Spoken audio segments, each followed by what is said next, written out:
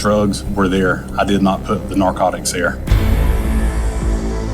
First up, we head to Jackson County, Florida, for the trial of Zachary Wester. The former sheriff's deputy was charged with 67 counts of racketeering, fabricating evidence, false imprisonment, and possession of controlled substances. Wester's accused of planting drugs in a dozen vehicles during random traffic stops. A substance that appears to be an illegal narcotic. Do you know anything about that?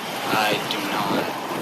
All of the drivers denied owning the drugs, but yet most were subsequently arrested. You have the right to remain silent. The arrest caused suspicion internally, and in 2018, Wester was suspended. 3 years later, the case went to trial. He pleaded not guilty to all charges.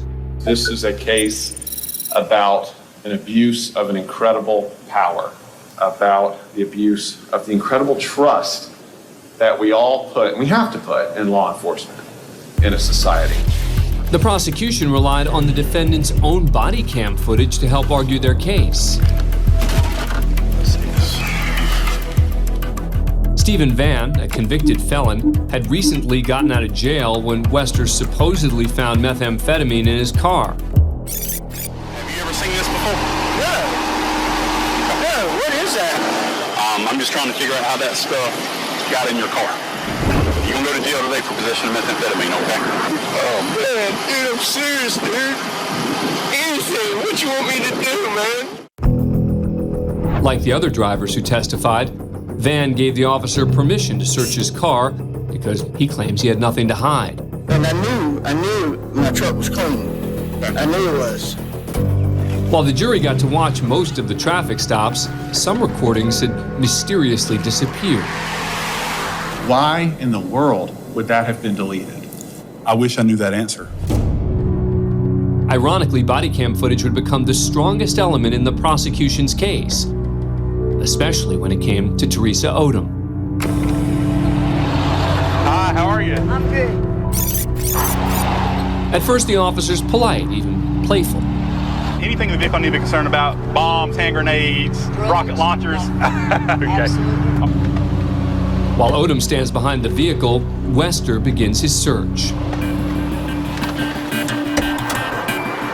Notice as he prepares to put his gloves on, there's a small item in his left hand. Prosecutors argue that Wester is palming a small bag of meth, which he claims to find next to a spoon in the vehicle. Miss Odom. It is yogurt, sir. I know. Okay. It's yogurt. How about this, though? That is not mine. No, sir. Okay. Now, the white small plastic baggie that was in that spoon that the deputy just showed you on this video, had you ever seen that before? No, sir. Was that in your car? No, sir. As far as motive, the prosecution claims the 28-year-old officer was ambitious and wanted to move to narcotics as quickly as possible. Wester testified he never planted any drugs. The drugs were there. I did not put the narcotics there. And after 5 days and several witnesses, the jury was asked to render a verdict. If Wester's found guilty on all charges, he could spend the rest of his life behind bars.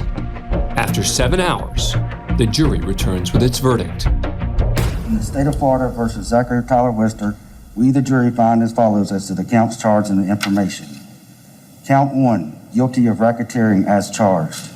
The clerk went on to read the verdicts on all 67 charges. Count 7, guilty of official misconduct as charged. In total, the crooked officer was found guilty on 19 charges. Count 9, guilty of official misconduct as charged. Count 10, guilty of official misconduct as charged. Including misconduct in the arrests of Van and Teresa Odom. 11 of the 12 drivers filed civil lawsuits against Wester. In July 2021, he was sentenced to 12 and a half years in a state prison.